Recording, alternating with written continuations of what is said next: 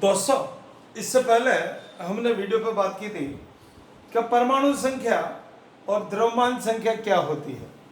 परमाणु संख्या उसमें उपस्थित प्रोटॉन और न्यूट्रॉन इलेक्ट्रॉन की संख्या को प्रदर्शित करती है, जबकि द्रव्यमान संख्या प्रोटॉन और न्यूट्रॉन की संख्या का योग है। ठीक है, हम बात करने वाले हैं समस्थानी पर। किसी तत्व के अलग अलग परमाणु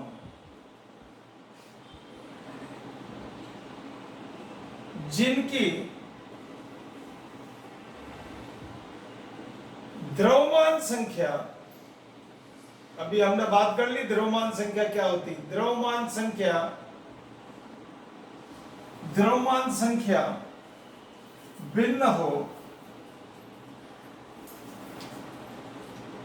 लेकिन परमाणु संख्या समान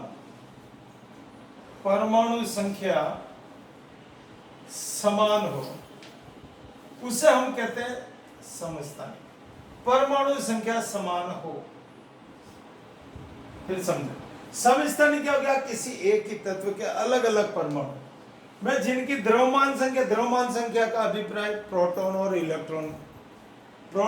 न्यूट्रॉन की संख्या का योग है, जबकि परमाणु संख्या से अभिप्राय प्रोटॉन और इलेक्ट्रॉन की संख्या से। तो हम उन तत्वों के बारे में बात करने वाले हैं, किसी तत्व के उन परमाणुओं के बारे में बात करने वाले हैं जिनके एक ही तत्व के अलग अलग परमाणुओं में उनमें न्यूट्रॉन की संख्या बदलने के कारण से उनमें क्या परिवर्तन आता है। आइए बात करते हैं। ऑक्सीजन,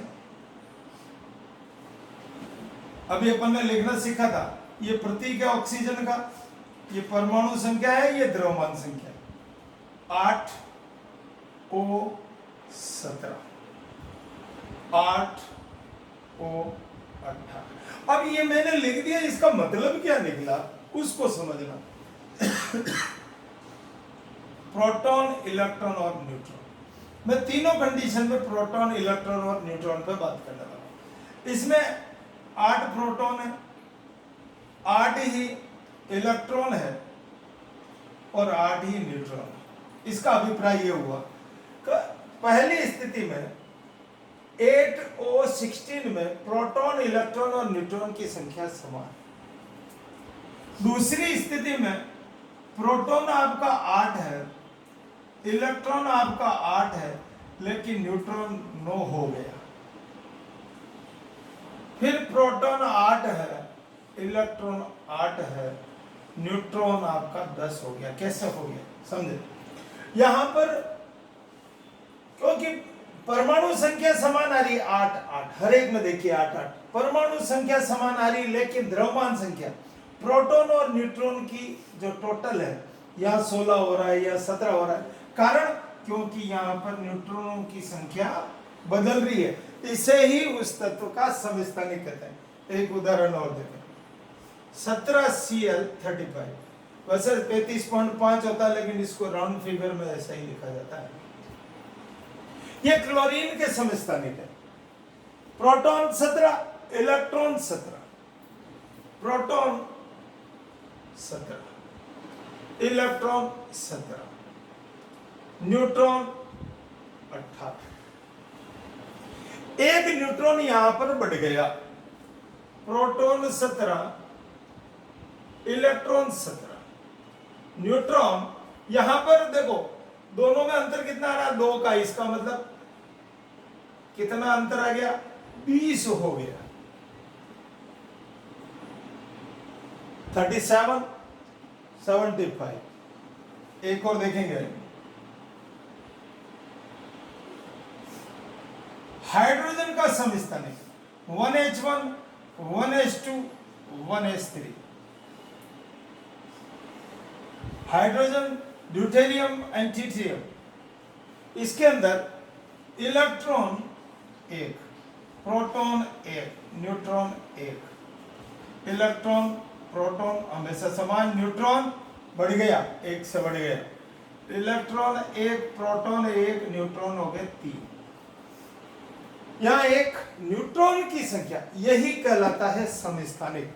समस्थानिक से अभिप्राय यह हो गया कि किसी तत्व के अलग अलग परमाणुओं में न्यूट्रॉन की संख्या बदलने के कारण से उसमें उसके गुणों में कुछ परिवर्तन आता है। अब वो गुण कौन से हैं उस पर बात करने वाला हूं। गुण सामान्य तौर पर ये गुण हैं, रासायनिक गुण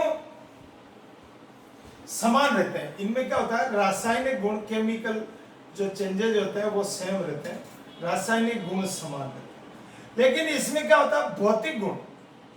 भौतिक गुण कहां से बदला, क्योंकि उसका भार बदल गया, और भार बदलने का मतलब द्रव्यमान में परिवर्तन आ गया, वजन बढ़ गया तो ये असमान हो गया, जिसके कारण से उसमें परिवर्तन हो गया।